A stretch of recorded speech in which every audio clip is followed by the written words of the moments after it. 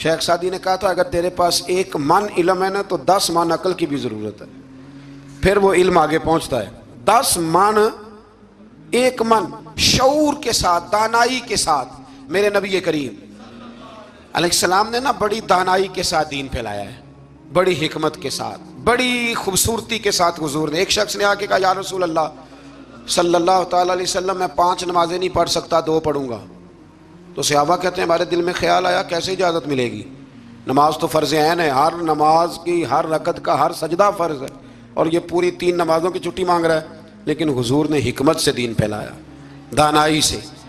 مسند امام احمد بن حنبل میں موجود ہے، حضور نے فرمایا اگر 2 نمازیں پڑھو گے 3 نہ پڑھو گے تو کلمہ تو پڑھ لو گے نا دل سے۔